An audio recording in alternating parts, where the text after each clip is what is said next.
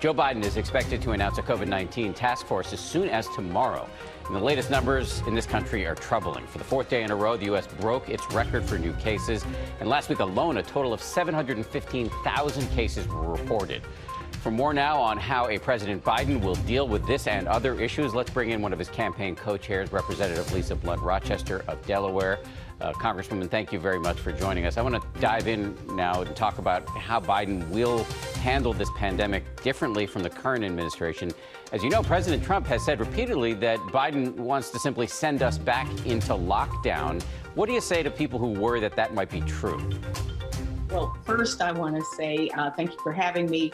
And on behalf of President-elect Biden and Vice President-elect Kamala Harris, I want to thank the American people for their confidence, their votes of confidence and support. Those who worked at the polls, those who waited at the polls to cast their votes overwhelmingly for the Vice President that is the President-elect. We want to say thank you. Many of the people who voted because they are very much concerned about where we are going, both as it pertains to COVID-19 as well as the economy, and they are linked. And so it's so funny. I'm now having to say President-elect Biden, which is new and phenomenal.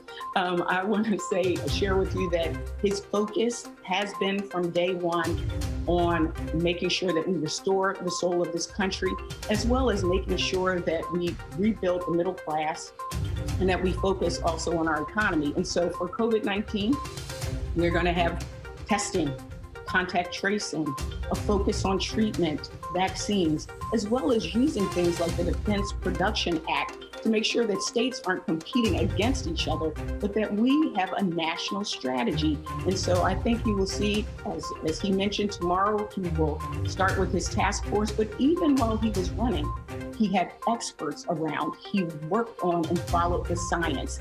And I think you can expect to see that same thing as he embarks upon this new administration. And again, though, I just want to be clear, there are many people who are worried about the resumption of widespread lockdowns. And that just leads me to a question here about Republicans generally and Biden's relationship with them. And I want to hear whether you're optimistic that Biden can work with the GOP. As you might imagine, many Republicans are skeptical. I want to show you a tweet this morning from Ari Fleischer, the former spokesperson for George W. Bush when he was president. The tweet reads, "Resist, overturn, boycott, surveil, leak, impeach, and now they tell us it's time to heal. Where were they for the last 4 years?" I'd be curious to hear your response to that skepticism. No, first of all, President-elect Biden he's got a track record of working across the aisle and bringing people together. So I think, number one, you will see that in this administration. Secondly, he has been very clear that while he ran as a Democrat, he will be a president for all Americans, and that he will work just as hard for those who didn't vote for him as those who did.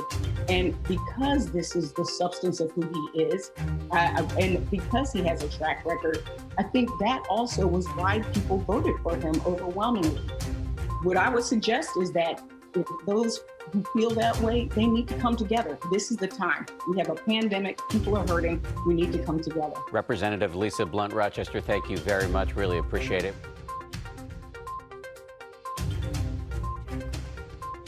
That's all for today, and remember to subscribe to our channel, like and share it with your friends. Thanks for watching. Goodbye.